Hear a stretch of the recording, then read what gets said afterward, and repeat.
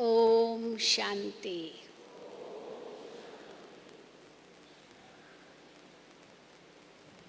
बाबा आप जैसे बच्चों को जो 25 साल इस ज्ञान मार्ग के पार कर चुके हैं और अब विशेष रूप से बाबा के घर में अपना सम्मान समारोह मनाने आए हैं, तो आप जैसे बाबा के बच्चों को बाबा कौन सा बड़ा टाइटल देते हैं। बाबा कहते हैं ओल्ड इज गोल्ड। आप ओल्ड गोल्ड हो। क्यों गोल्ड हो? सोने समान हो या और भी आगे हीरे समान हो, क्योंकि सोना जब आग में डलता है तो वो पिघलकर उसको जिस प्रकार से हम मोड़ना चाहें मोड़ सकते हैं। तो इसीलिए कहा जाता है old is gold because it can mould. सोना मोल्ड होता है, सच्चा सोना मुड़ सकता है। तो आप वो बाबा के रतन हो जिन्होंने ब्राह्मण जीवन की बहुत लंबी यात्रा तय की है। आपके सामने न जाने कितने विघ्न आए होंगे, कितनी रुकावटें आई होगी, कितने बंधन आए होंगे, कितनी प्रकार की समस्याएं आई होंगी, लेकिन आप सब एक बल एक भरोसा इसी निश्चय से आगे बढ़ते हुए यहाँ तक पहुँचे हैं। माया ने अनेक रूपों से वार भी किया होगा ज़रूर, क्योंकि बाबा के बच्चों को माया छोड़ती भी नहीं है। कई बार बाबा की मुरली में आता है कि कितने प्रकार से माया वार करती है। कभी नाक से पकड़ती है, कभी कान से पकड़ती है, कभी चोटी से पकड़ती है, कभी थप्पड़ मारती है, कभी ठौंसा मारती है, हाँ बॉक्सिंग करती है, कभी तो बेहोश भी कर देती है, और कभी कभी तो बाबा कहते हैं कच्चा खा भी जाती है। हाँ? लेकिन आप सब ने इन सब बातों को पार किया और पार करके यहाँ तक पहुँचे हैं। तो अभी मंजिल दूर नहीं है। बाप समान करीब करीब बन ही गए हैं। बाकी थोड़ी सी मार्जिन रह गई है, वो भी बहुत जल्दी वो गैप, वो कमी भर जाएगी। तो हम सब कर्मातीत होकर के वापस घर चलेंगे। सभी तैयार है ना वापस घर चलने के लिए? हाँ हाँ, बहुत अच्छा। सब अपने आप को समझते ना कि हम वानप्रस्थ अवस्था में हैं, क्योंकि वाणी से परे जाना है, बाप के घर जाना है। देह की दुनिया तो मरी पड़ी है, लेकिन देह भी मरा पड़ा है। देह से भी हम उपराम हैं, क्योंकि आत्मा के साथ ये देह भी नहीं चलेगी। वस्तु वैभव वो तो सब नहीं चलेंगे, लेकिन ये देह भी नहीं चलेगी। इसलिए सब बातों से उपराम हैं। तो ब्रह्मा बाप समान तो आप हो ही गए, लेकिन 2-4 कदम हैं जिनको पार कर लिया तो बाप समान हो जाएंगे।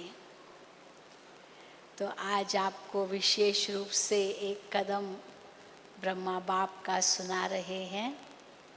ब्रह्मा बाप समान बेफिक्र बादशाह। कैसे ब्रह्मा बाबा बेफिक्र बादशाह थे। अगर हम शुरू से यज्ञ का इतिहास देखें तो इस यज्ञ के सामने भी कोई कम कठिनाइयाँ नहीं आई, कम परीक्षाएं नहीं आई। ब्रह्मा बाबा के आगे भी कोई कम परीक्षाएं नहीं आई। यहाँ तक कि बाबा पर कलंक भी लगे। आप पर कोई कलंक तो नहीं लगा सकता, क्योंकि दोनों साथ साथ चल रहे हैं, दोनों पहिए साथ साथ चल रहे हैं, इसलिए कोई कलंक नहीं लगा सकता। परंतु बाबा पर तो कलंक भी लगे।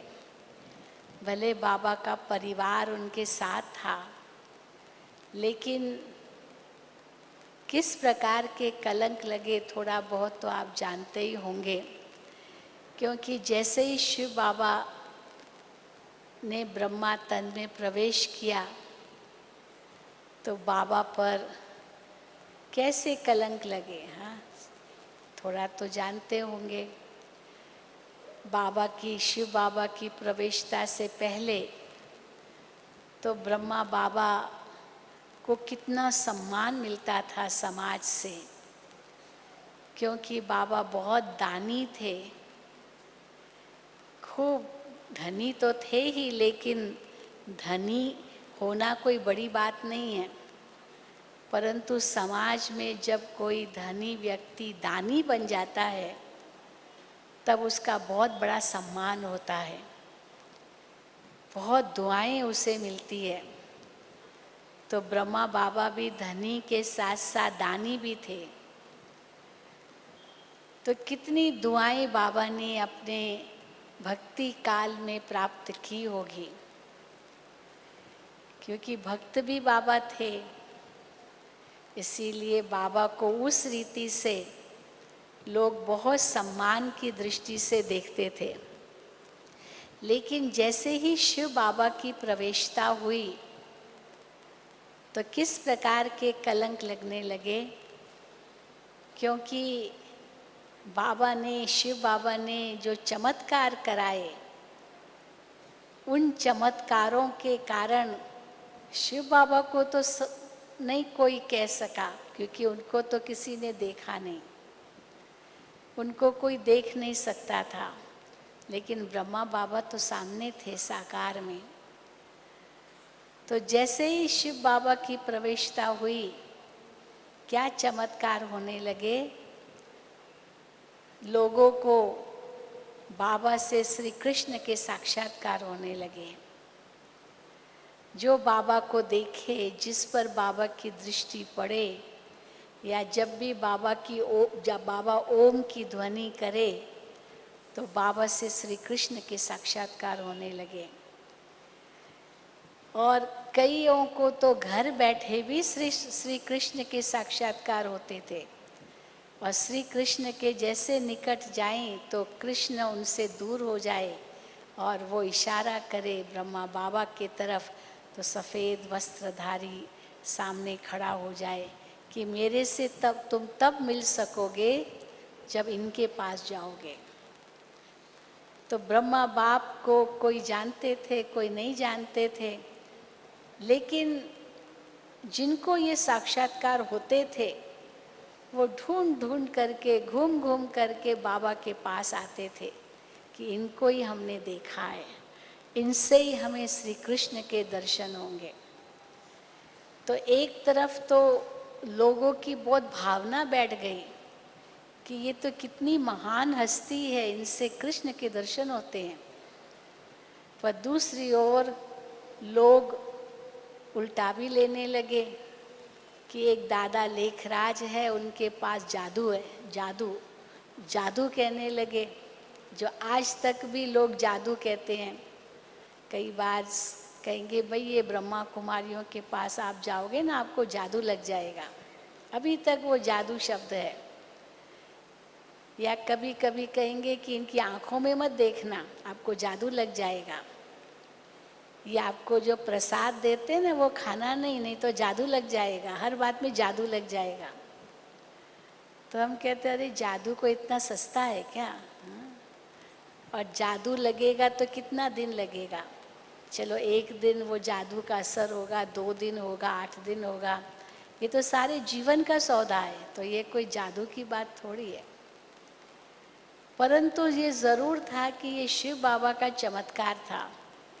ब्रह्मा बाबा तो कहते थे ये मेरी शक्ति है ही नहीं, मैं क्या जानूँ इन जादू वादू से, मैं तो एक व्यापारी व्यक्ति, जिनका बाबा कहते हैं मेरा अंग्रेज़ों के साथ, राजाओं महाराजाओं के साथ उठना बैठना, कितना समाज में ऊंचा नाम, तो मैं क्या जानूँ जादू क्या होता है। लेकिन शिव बाबा की प्रवेशता हुई तो बाबा को, ब्रह्मा बाबा को जादूगर है, जादूगर है ऐसे कहने लगे, मानो एक प्रकार का कलंक ही था। तो ब्रह्मा बाबा तो मुस्कुरा देते थे, बस शिव बाबा को कहते थे बाबा जादू तो आप कर रहे हो पर लोग मुझे कह रहे हैं। तो बस शिव बाबा उनको कहते थे बच्चे कोई बात नहीं, बाबा शिव बाबा तो गुप्त हैं, आप प्रत्यक्ष हो। फिर उसके बाद जब बहनें, माताएं, कन्याएं भाग भाग कर आती थी बाबा के पास, बस वापस नहीं जाना है, तो घर वाले तो बहुत नाराज़ होते थे और ये कहते थे कि ये क्या, तो दूसरा बाबा पर कलंक लगाया कि ये दादा सबको भगाता है, अपने आप को कृष्ण कहलाता है। तो कहता है कि जैसे भागवत में है ना कि श्री कृष्ण ने गोपियों को भगाया, जिसका भी वर्णन करेंगे यही कहेंगे कृष्ण ने इसको भगाया, रुक्मणी को, सत्यभामा को भगाया और गैयों को भगाया, या तो भगाया या तो चोरी किया, मक्खन चोरी किया और गोपियों को भगाया, गैयों को भगाया, गाय भी भगाया। तो मानो कि मुरली बजाते थे और वो गाय मस्तानी हो जाती थी, गोपियाँ मस्तानी हो जाती थी और अपने पति को छोड़ देती थी और कृष्ण के पीछे भागती थी, या कृष्ण ही उनको उठा के ले जाता था। अब वो तो वास्तव में है तो संगम की यादगार, लेकिन भगाने की तो बात ही नहीं थी। ब्रह्मा बाबा कहता था मैं क्यों भगाऊंगा, मेरा तो अपना परिवार है, मुझे कोई चाहिए थोड़ी और।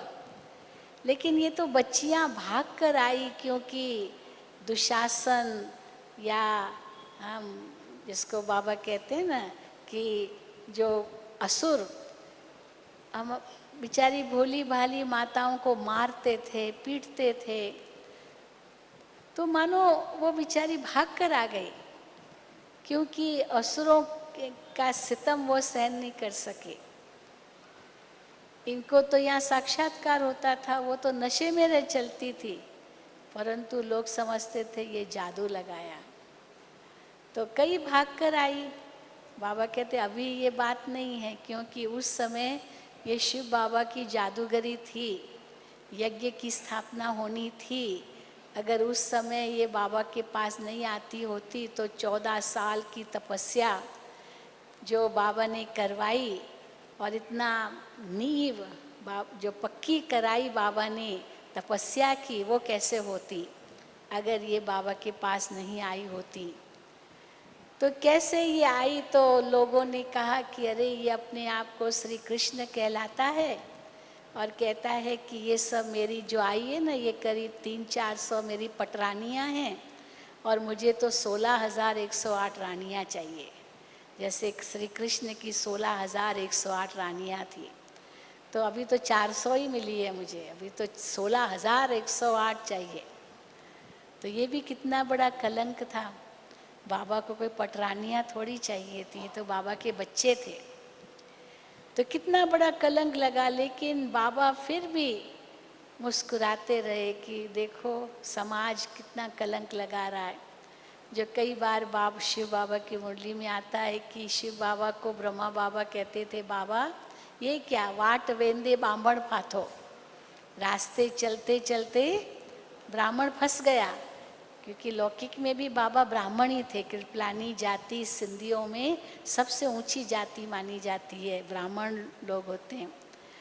तो इतनी ऊंची जाति वाला कितने ऊंचे उनके संस्कार थे बाबा के, इतने रॉयल संस्कार थे, जो राजा महाराजा लोग भी बाबा को देखकर उनकी रॉयल्टी से कितना गर्व करते थे कि भगवान ने बड़ी भूल की, राजा तो आपको बनाना चाहिए था, कितनी रॉयल्टी है आप में, पर राजा हमको बना दिया और आपको एक व्यापारी बना दिया।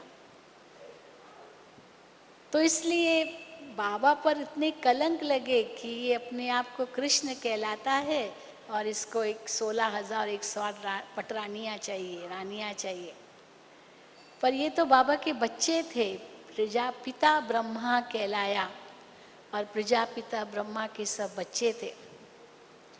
कोर्ट में केस भी हुआ तो बताते न, निर्मल शांता दादी ये बहुत अच्छा अपना अनुभव सुनाती थी कि उनको कोर्ट में बुलाया कि आपके जो बच्चे हैं वो कोर्ट में आए, मतलब तो निर्मल शांता दादी बाबा की बेटी थी, वो कोर्ट में गई तो जज ने उनसे प्रश्न किया कि बहन जी आपके कितने भाई बहने हैं, कितने भाई बहने हैं, क्योंकि बाबा की गोद में बच्चे जाते थे तो गोद में बच्चे जाते थे, इस पर भी बहुत कलंक लगे कि गोद में जाते हैं, तो आपके कितने भाई बहने हैं। तो निर्मल शांता दादी चुप हो गई, जवाब ही नहीं दिया। तो जज ने फिर प्रश्न किया, मैं पूछ रहा हूँ आपके कितने भाई बहन हैं। वो तो हद में था कि दादा को, बाबा को लौकिक में कितने बच्चे हैं तो ये पता पहले करें। तो वो जब जवाब नहीं दिया तो 2-3 बार पूछा, तो फिर निर्मल शांता दादी ने धीरे से उत्तर दिया, मैं सोच रही थी मैं क्या बताऊं, क्योंकि आप भी मेरे भाई हो गए, आप भी मेरे भाई हो गए, क्योंकि आपने मुझे कहा, मेरे से पूछा बहन जी आपको कितने भाई बहने हैं, तो आप भी मेरे भाई हो गए ना, तो मेरे कितने भाई बहन हैं मैं कैसे बताऊं, कैसे बताऊं, क्योंकि आप भी एडिशन हो गए एक और, तो ये सब मेरे भाई बहने हैं। तो बाबा को कितने बच्चे हैं, कितने बच्चे हैं हा? वो तो प्रजापिता है, कोई 2-4 बच्चों की बाप थोड़ी है, हद से बेहद में चले गए। पर देखो कितने कलंक लगे, क्योंकि जो भी आते थे बस बाबा को देखा और कृष्ण का दर्शन हुआ, बस चिपक पड़ते, जैसे चटक जाते ना बच्चे। हाँ, तो तब उसने कहा कि, तब फिर पूछा कि जो बाबा के पास आते वो बाबा की गोद में जाते, क्या ये सही है। तो बाबा ने, तो उसने बड़ा अच्छा उत्तर दिया कि देखो अगर आपकी बेटी दूर हो, मान लो शादी करके वो दूर गई हो, उसका पति है, उसके बच्चे हैं, और वो आपके पास, पिता के पास मिलने के लिए आती है, तो अगर आते ही आपको ना आपके गले लगती है तो क्या इसमें कोई पाप है क्या, बेटी है ना आपकी, तो बेटी तो बाप के गले क्यों नहीं लगेगी, क्योंकि पिता है। तो ये तो अलौकिक पिता हो गए सबके।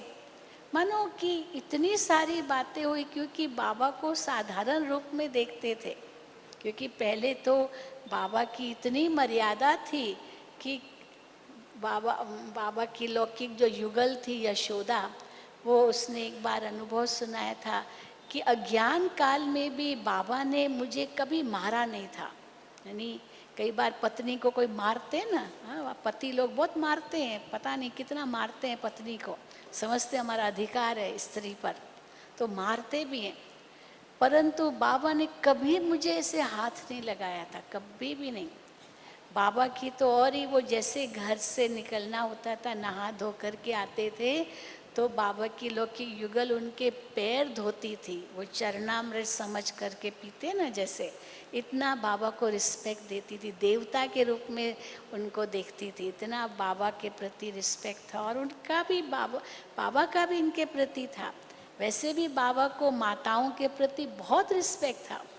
आप जानते हैं ना कि कैसे बाबा विष्णु के भक्त थे, तो विष्णु की पूजा तो करते थे, तो वो जो विष्णु का जो चित्र शेष नाग पर लेटा हुआ क्षीर सागर में और बहुत आनंदित स्थिति में है, और लक्ष्मी जी पैर दबा रही है उनके, वो जब चित्र बाबा देखता था शेष नाग पर लेटा हुआ आनंद की स्थिति में, वो बाबा को बहुत अच्छा लगता था। लेकिन लक्ष्मी जी उनके पांव दबा रही है, बाबा को पसंद नहीं था। बाबा कहते लक्ष्मी क्यों पांव इनकी दबा रही, ऐसा क्यों दिखाया है? लक्ष्मी क्या उनकी दासी है क्या? लक्ष्मी तो रानी है, महारानी है। श्री नारायण महाराजा है तो लक्ष्मी तो महारानी है। तो महारानी होकर के पांव क्यों दबाए? वो दासी थोड़ी है। ये तो दासियों का काम होता है पांव दबाना। और ही बाबा कहते मैं आता हूँ तो मैं माताओं के पांव दबाता हूँ। बच्चे तुमने बहुत भक्ति की, बहुत थक गए हैं, तो जैसे पांव दबाते ना, थक गए हैं तो बाबा बच्चों के पांव दबाए। हालांकि किसने बाबा को पांव दबाने दिया नहीं, लेकिन बाबा कहते हैं मुरली के अंदर कि बाबा इस समय आके द्रौपदियों के पांव दबाते हैं, बहुत थक गए हैं। तो इसीलिए बाबा तो और ही कहाँ, माताओं के प्रति बाबा को बहुत रिस्पेक्ट था। इसलिए अब उन्होंने अपने आर्टिस्ट को कहा कि विष्णु का ऐसे लेटा हुआ चित्र बनाओ, लेकिन उसमें लक्ष्मी पांव दबा रही है ये मत दिखाओ, लक्ष्मी उनकी दासी नहीं है। लेकिन अभी हम समझते हैं कि इस चित्र का अर्थ क्या है। लक्ष्मी दासी का भाव ये नहीं कि सचमुच कोई लक्ष्मी विष्णु के पांव दबाएगी, लेकिन ये प्रकृति की निशानी है, पुरुष और प्रकृति। तो विष्णु है पुरुष और प्रकृति माना ये शरीर, आत्मा और शरीर। आत्मा मालिक बन करके इस शरीर पर राज्य करे, तो प्रकृति दासी बन के, सेवक बन करके आत्मा रूपी पुरुष की सेवा कर रही है। भाव तो ये है कि इतना सागर के अंदर इतनी लहरें हैं और शेष नाग है, नाग जैसे सर्प जैसे डसने वाले हैं, चारों तरफ विकारों रूपी नाग है, लेकिन विष्णु समान शेष नाग पर लेटे हुए हैं। प्रकृति दासी है, क्योंकि उस चित्र उसमें बताते हैं कि लक्ष्मी जी जब देख रही है कि विष्णु जी शेष नाग पर आनंदित स्थिति में हैं, तो लक्ष्मी को क्या लगा कि क्योंकि मैं पाँव दबा रही हूँ ना, इसीलिए विष्णु को बड़ा अच्छा लग रहा है पाँव दबा रही हूँ। जैसे कोई पाँव दबाता है, थके हुए पैर होते कोई दबाता है, कितना अच्छा लगता है।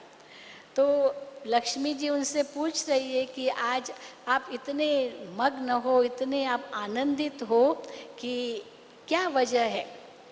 तो विष्णु ने बहुत सुंदर शब्दों में कहा, वो तो दिखाते कृष्ण ने गीता का ज्ञान दिया कि मैं तो गीता के ज्ञान का रमण कर रहा हूँ, उस आनंद की स्थिति में हूँ।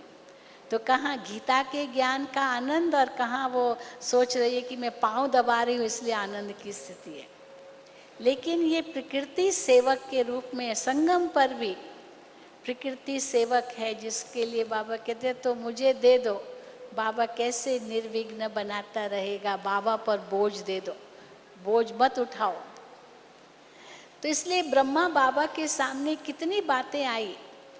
वाट वेंदे बामण फाथो, रास्ते चलते ब्राह्मण फंस गया। तो बाबा शिव बाबा को कहते थे बाबा इतने सारे कलंक मुझ पर लग रहे हैं। तो शिव बाबा क्या कहते थे, बच्चे कोई बात नहीं, भक्ति मार्ग में तुमने भी मुझ पर बहुत कलंक लगाए। कौन से लगाए हम लोगों ने कलंक? परमात्मा सर्वव्यापी है, कुत्ते बिले में है, पता नहीं क्या क्या कह दिया ईश्वर के बारे में। तो ये सब भगवान पर भी कलंक लगाए। तो इसलिए कोई बात नहीं बच्चे। तो शिव बाबा ब्रह्मा बाबा को आथत देते थे, तो जैसे बाबा निश्चिंत हो जाते थे। ये तो शिव बाबा की करामात है। शुरू में तो बाबा को तो ज़रूर लगता होगा ना, क्योंकि सब नई बातें थी जो बाबा के लिए भी नहीं थी, ब्रह्मा बाबा के लिए। फिर और आगे बढ़े तो शिव बाबा ने एक दिन कैसे सबसे प्रतिज्ञा करवा ली। जो भी छोटे बड़े थे, स्कूल में भी बच्चे बाबा के स्कूल में पढ़ते थे या जिन्होंने भी समर्पण किया, सब ने एक दिन प्रतिज्ञा कर ली कि हम अपने जीवन को पवित्र और योगी बनाएंगे। एक एक ने, छोटे से बड़े तक सब ने प्रतिज्ञा की हम अपने जीवन को पवित्र और योगी बनाएंगे। अब ये भी न्यूज़ फैल गई कि दादा लेखराज ने सभी बच्चों को भी प्रतिज्ञा करा ली कि हम अपने जीवन को पवित्र और योगी बनाएंगे। ये क्या किया? तो जब बाबा के पास आए, ये बाबा तो अपने क्या किया, छोटे छोटे बच्चे जिन्होंने दुनिया भी नहीं देखी, इनको भी आपने कहा कि प्रतिज्ञा करो। तो बाबा कहते थे बच्चे ये मैंने नहीं कहा है, ये मेरी शक्ति नहीं है, ये तो शिव बाबा ने कहा और मुझे भी यही कहा। तो जैसे शिव बाबा ने मुझे कहा पवित्र बनो, योगी बनो, तो मैं भी पवित्र योगी बनने लगा। मैं भी तो आपकी तरह गृहस्थी तो था या हूँ, परिवार मेरे साथ है, परिवार को छोड़ा थोड़ी, मैं सन्यासी थोड़ी हूँ। तो शिव बाबा को तो कोई नहीं जानते थे, ब्रह्मा बाबा को ही देखते थे और ब्रह्मा बाबा को ही पॉइंट आउट करते थे। ये मेरी ताकत ही नहीं, कितना भी समझाए लेकिन कौन समझे। फिर तो हम जानते हैं कैसे शिव बाबा ने इतनी रक्षा की, जो 14 साल तपस्या की। फिर हिंदुस्तान पाकिस्तान का बंटवारा भी हुआ और बंटवारा होने पर भी कैसे बाबा ने बच्चों की रक्षा की और नई शक्ति भरी। फिर देखो उस समय तो बाबा तो मौज में रहते थे। अरे किसको मैंने जीवन दिया है, ये हम सब ने किसको जीवन दिया है? भगवान को जीवन दिया है। कोई मनुष्य के डायरेक्शन पर हम थोड़ी चल रहे हैं, ये तो ईश्वर के डायरेक्शन पर चल रहे हैं। तो बेफिक्र बादशाह होकर के रहे। और बाबा ने इतना प्यार दिया, इतना प्यार दिया, क्योंकि जो भी बहनें आई थी यज्ञ में वो सब बड़े बड़े घरों की थी, बहुत धनी घरों की थी, कोई छोटे मोटे घरों की नहीं थी। घर में माना बहुत पैसे वाले थे और वो सब छोड़ करके बाबा के पास आ गई। तो बाबा ने उनको कोई ऐसे बेगरी रूप में नहीं रखा, बहुत अच्छी तरह से रखा बाबा ने।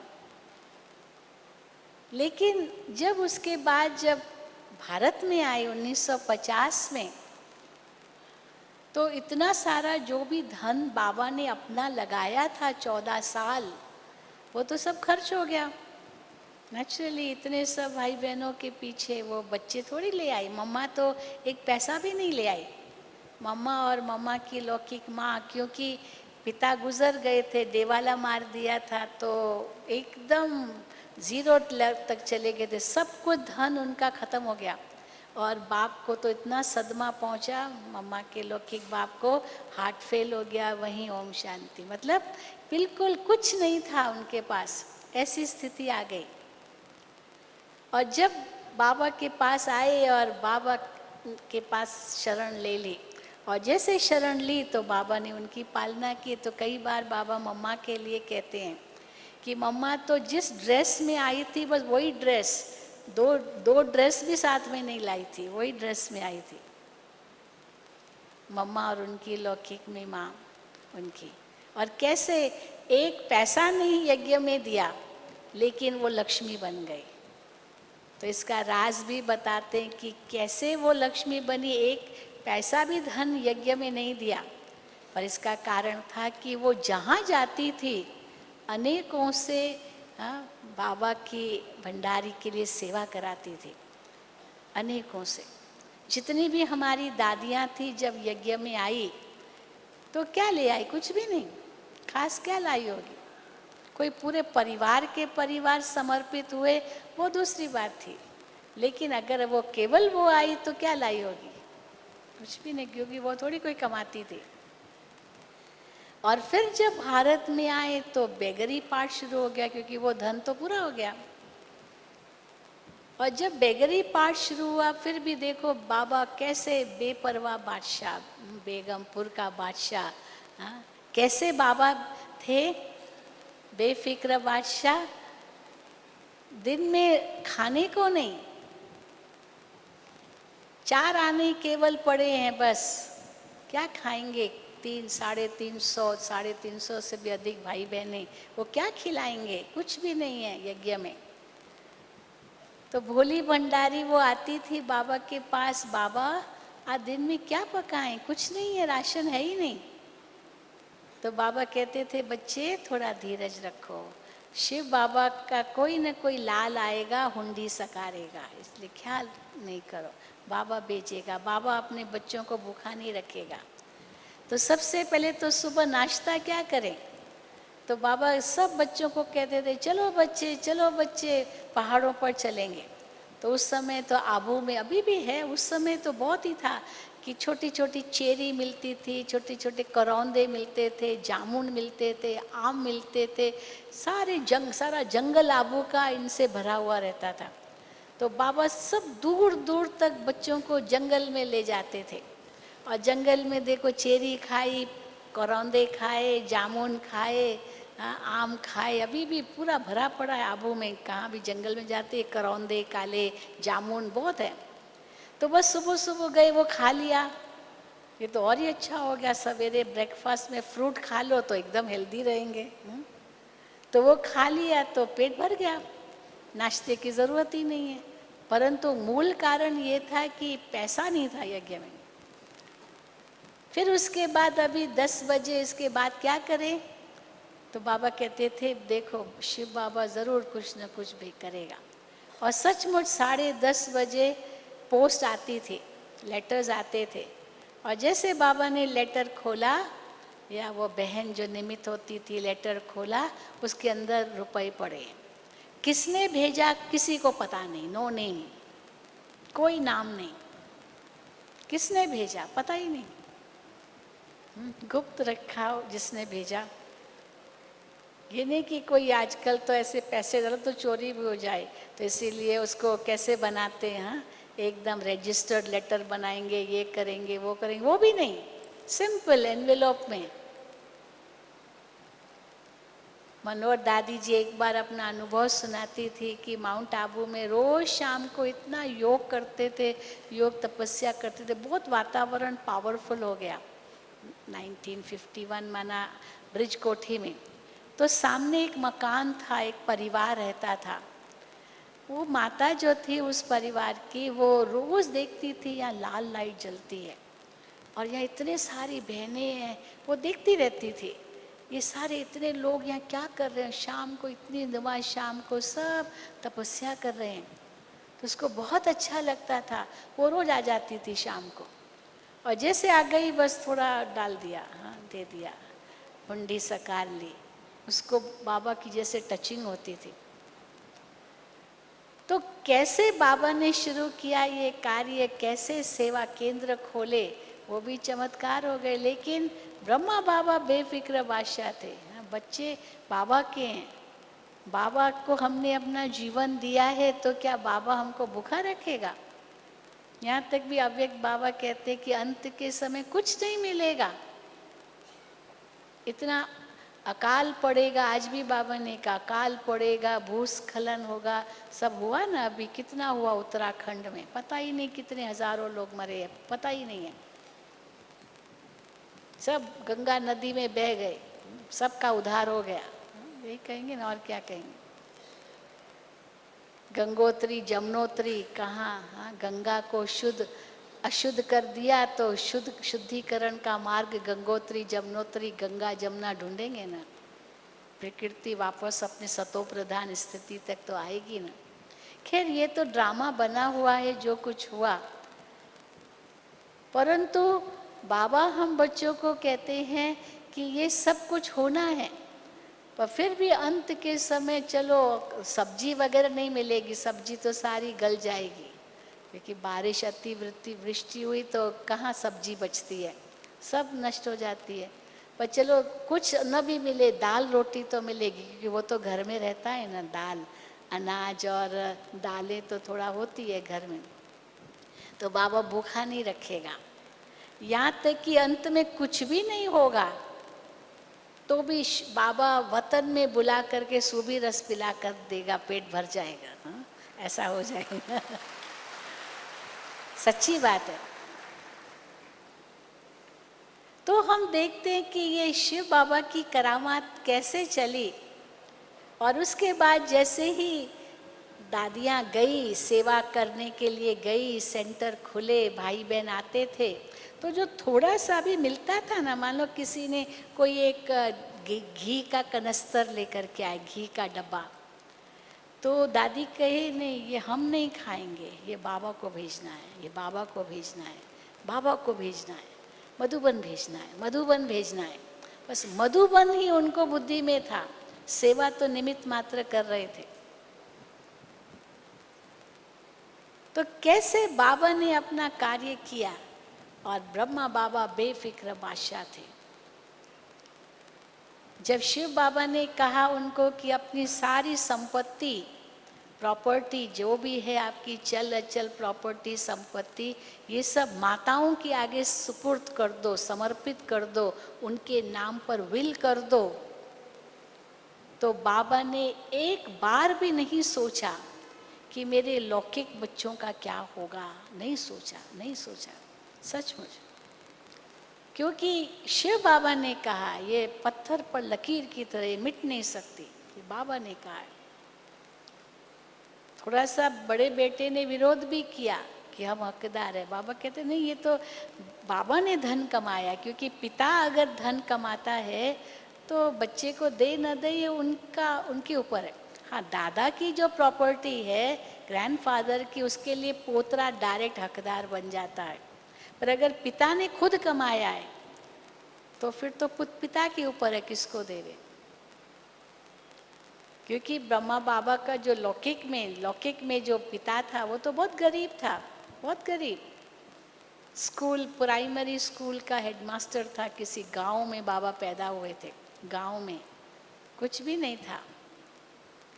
बचपन में बाबा ने कोई पढ़ाई भी नहीं की, ज़्यादा कुछ नहीं किया। थोड़ा इनका बड़ा भाई था जो कुछ धंधा करता था, बाबा उनके पास जाके बैठ जाता था। लेकिन बाबा तो उदार दिल, बहुत उदार दिल, तो जो बेचारा आए उनको दे देवे।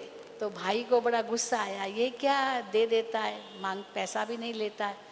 तो भाई ने कहा कि नहीं, तुम धंधा नहीं कर सकते हो। तो बाबा को आया जोश, मैं अपना करूँगा। तो बाबा को किसने बॉम्बे में बुलाया, तो बाबा बॉम्बे चले गए। और बॉम्बे में जैसे बाबा ने नई जैसे बिजनेस शुरू किए और इतने ऊंचे तक चले गए जो हीरे जवाहरात के व्यापारी बन गए, है ना, वो तो हम जानते हैं। परंतु उनकी लगन थी, मुझे ये करना है। तो जब शिव बाबा की प्रवेशता हुई तो मुझे संपूर्ण बनना है, मुझे संपूर्ण बनना है, बस ये फिर धुन चढ़ गई। जब गुलजार दादी वतन में गई और ब्रह्मा बाबा का अव्यक्त रूप देखा, फरिश्ता ब्रह्मा, तो देख करके घबरा गई। ये क्या देख रही है, कौन है ये तो वही रूप लिख रहा है, परंतु ये अलग से है। तो वापस आ गई डर के मारे, क्या देखा मैंने, डर गई। लाइट का आकार, ब्रह्मा बाबा का लाइट का आकार देखा तो डर गई और बाबा को बताया, बाबा ये मैंने ऐसे देखा। तो बाबा को भी उत्सुकता हुई, ये क्या देखा इसने। तो बाबा ने उसको कहा, अच्छा दोबारा बैठो, फिर जाओ, फिर तुम जिससे मिलो ना उनसे पूछो आप कौन हो, आप पूछो उनसे आप कौन हो। तब उस स्वरूप ने बताया जो ब्रह्मा बाबा का फरिश्ता स्वरूप था, संपूर्ण स्वरूप था, कि मैं ब्रह्मा का संपूर्ण स्वरूप हूँ, ये ब्रह्मा संपूर्ण बन के ये बनेगा। तब ब्रह्मा बाबा को पता चला कि मेरा संपूर्ण स्वरूप वतन में है, सूक्ष्म वतन में है। तो बस उसके बाद धुन चढ़ गई, मुझे संपूर्ण बनना है, मुझे संपूर्ण बनना है, मुझे संपूर्ण बनना है। यहाँ तक कि बाबा गुलजार दादी को बार बार पूछते थे, जाओ बच्चे वतन में जाओ और देख कर आओ मैं उस संपूर्ण रूप से कितना निकट पहुँचा हूँ, कितना निकट। और जो बाबा के लास्ट दिन थे 18 जनवरी से पहले, या 1968, 69, 18 जनवरी को बाबा व्यक्त हुए। उसके पहले जब भी वो वतन में जाए वही देखती थी कि बाबा इतना नज़दीक आ गए, इतना नज़दीक आ गए उस संपूर्ण स्वरूप के। और जैसे बाबा व्यक्त हुए तो वो पुरुषार्थी स्वरूप, संपूर्ण स्वरूप एक में समा गया। लेकिन ये बाबा की बेफिक्र स्थिति थी, बस इतना ही फिक्र था, मुझे संपूर्ण बनना है।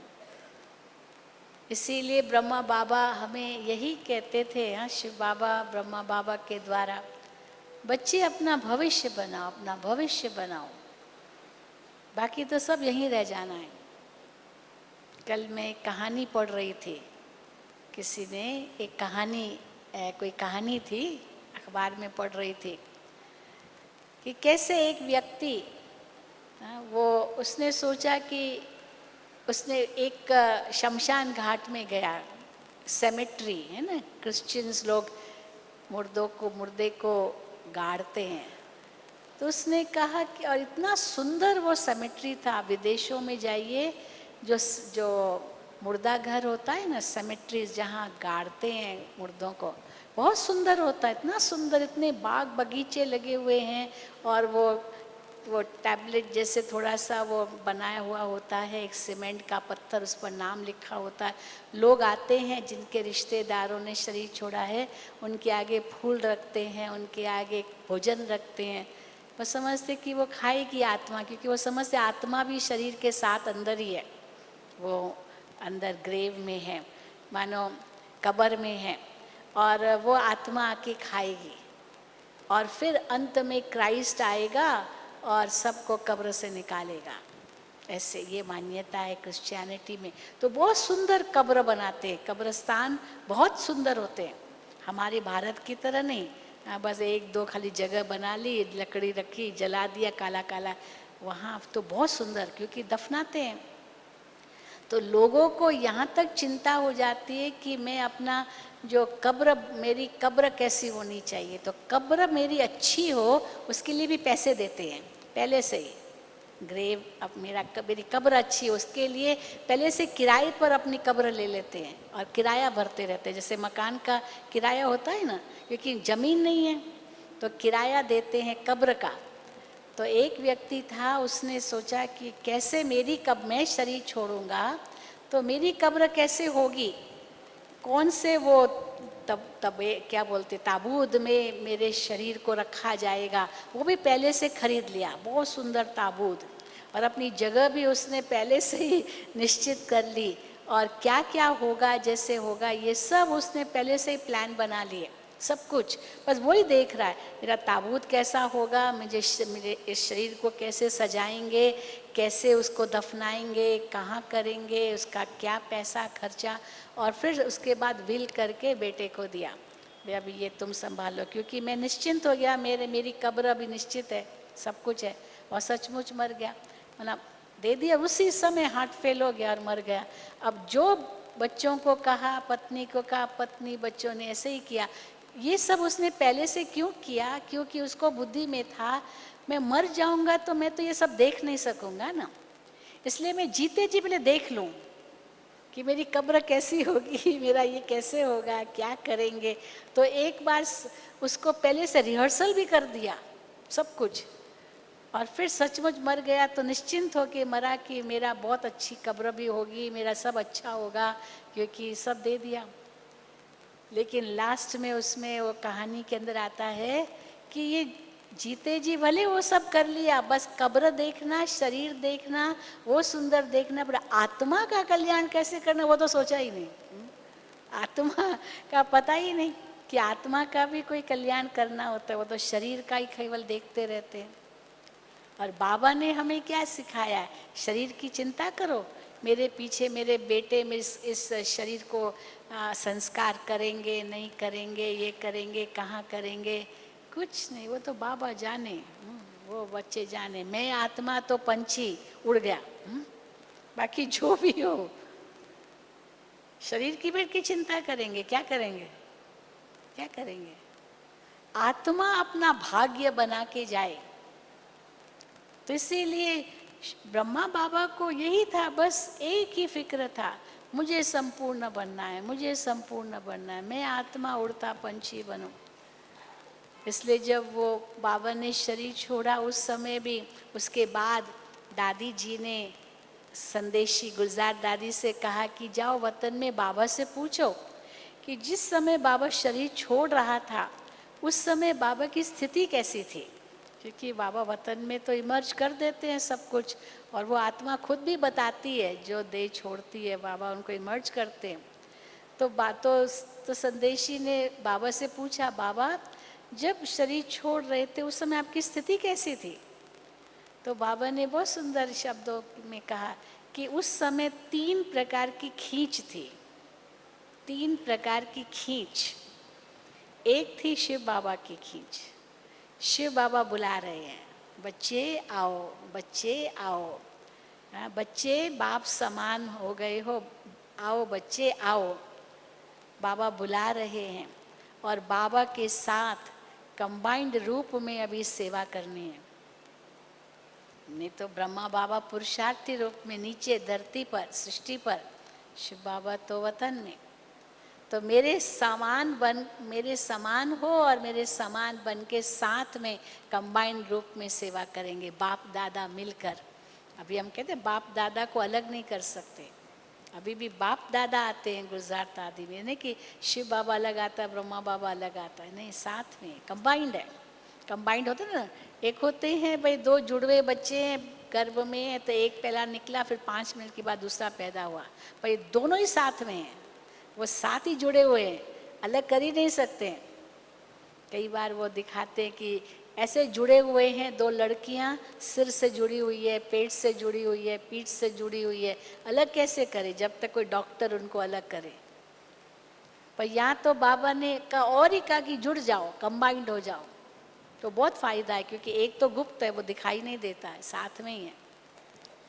तो एक तरफ शिव बाबा की खींच थी और दूसरी तरफ संपूर्ण ब्रह्मा, जो बाबा का संपूर्ण स्वरूप ब्रह्मा बाबा को आकर्षित कर रहा था, मुझे ऐसा बनना है, मुझे ऐसा बनना है, तो वो संपूर्ण स्वरूप बाबा को खींच रहा था, बच्चे तुमको मुझ में समाना है, तुमको मुझ में समाना है।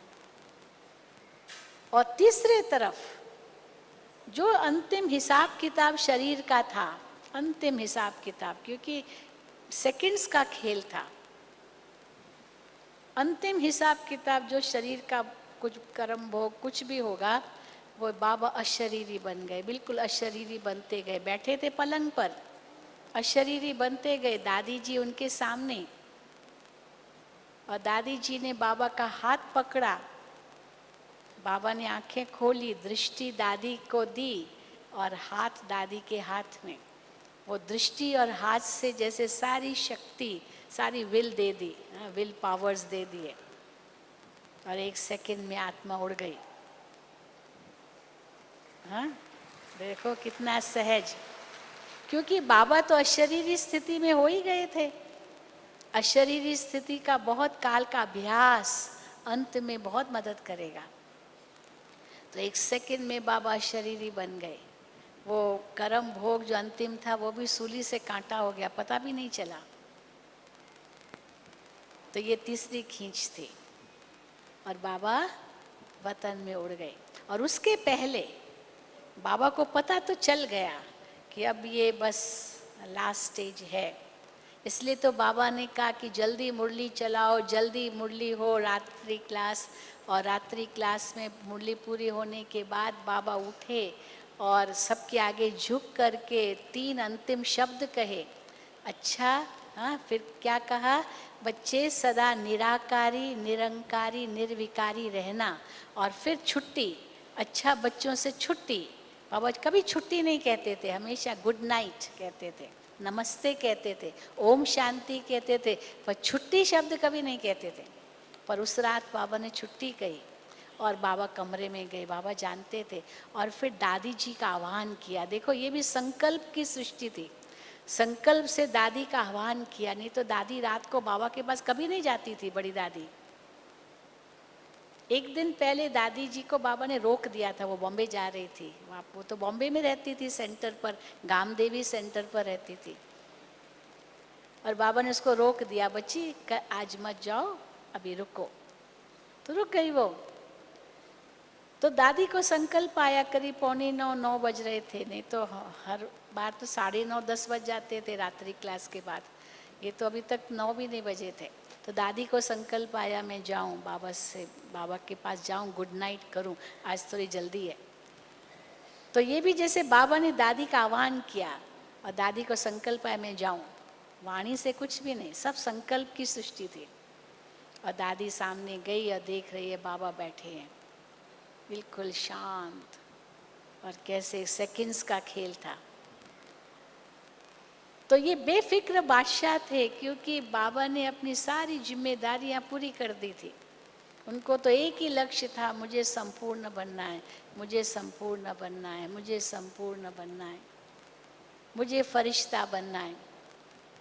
इसलिए बाबा भी जो 5 स्वरूपों की ड्रिल कराते हैं, ये हमारा ही स्वरूप है। हमें ये बनना है, हमें ये बनना है।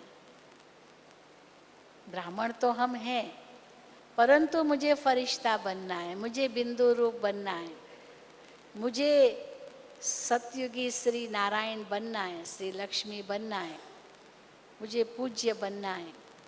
बाबा कहते सारे कल्प का जो भी आप कुछ अपना प्रारब्ध बना रहे हो, वो इस समय ही बना रहे हो। सतयुग त्रेता का ही केवल नहीं, सतयुग त्रेता में तो क्या पद पाएंगे वो तो अभी के पुरुषार्थ का है, लेकिन द्वापर कलयुग में भी आपका जो पूज्य स्वरूप होगा, वो पूज्य स्वरूप का भी आधार वर्तमान के पुरुषार्थ पर है।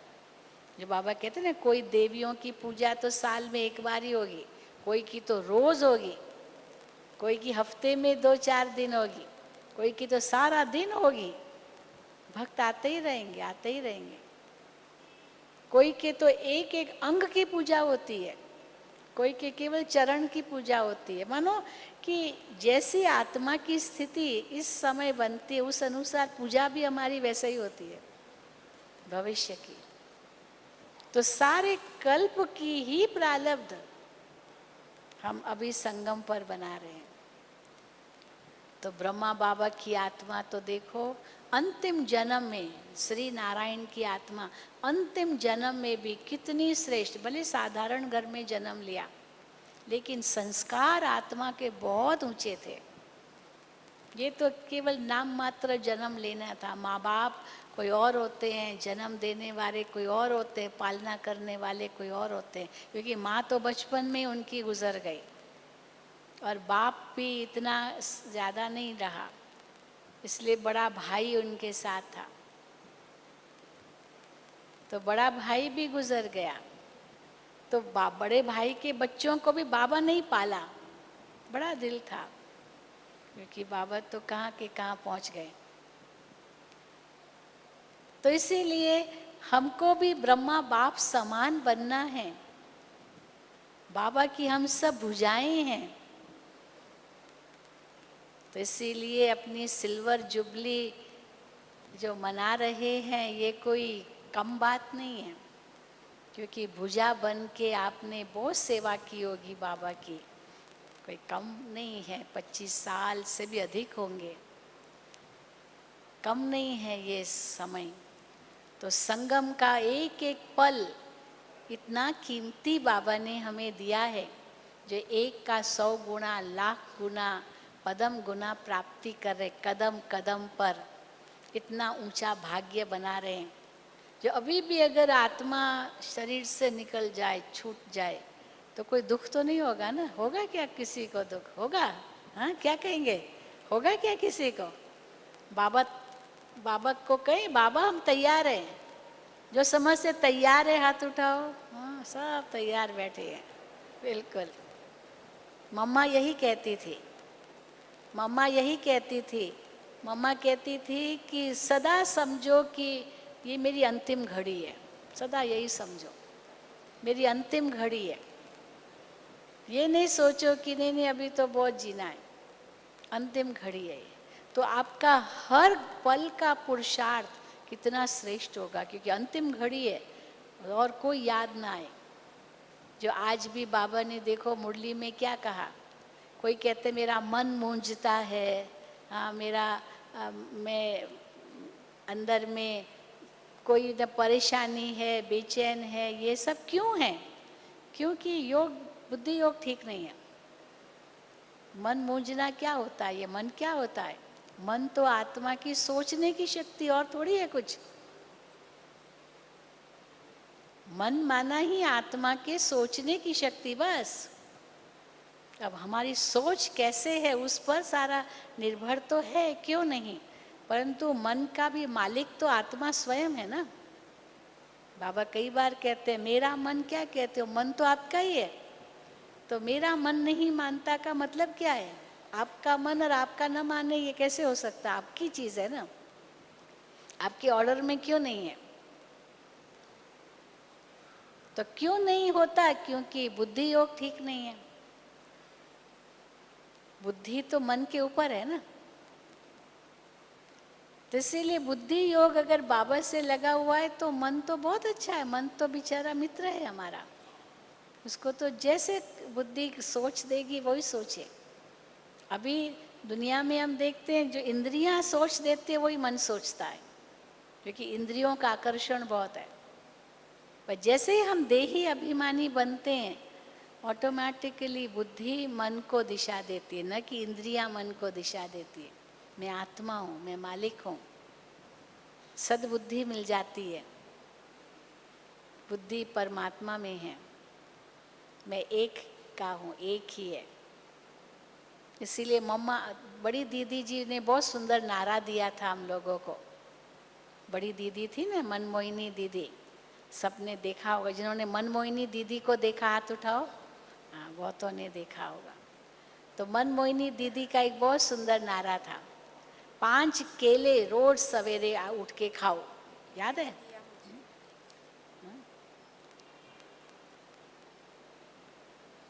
अच्छा, 5 केले रोज सुबह उठ करके खाओ। हाँ, कौन से 5 केले?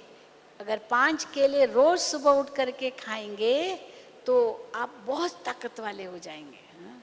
तो कौन से 5 केले रोज सुबह उठ के खाओ?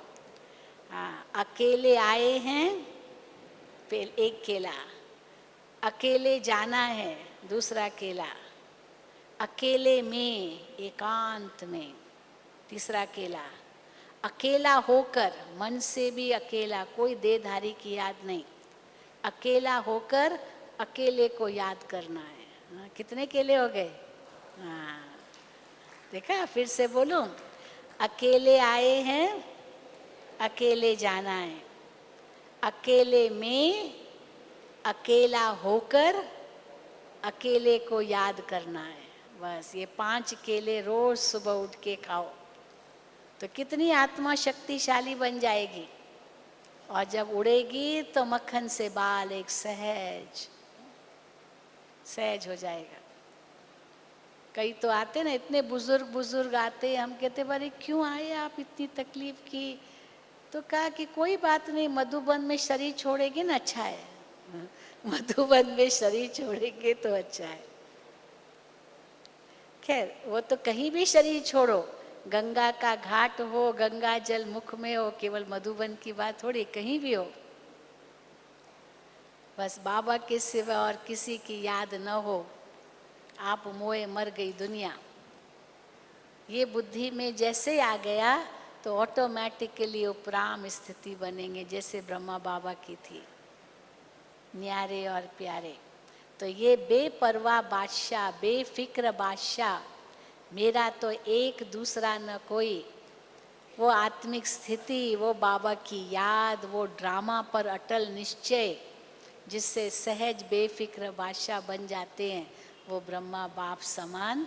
ये बहुत ऊंचा कदम हम उठाएं तो देखो, हर वक्त उड़ती कला का अनुभव होगा। अच्छा, ओम शांति, ओम शांति, ओम शांति।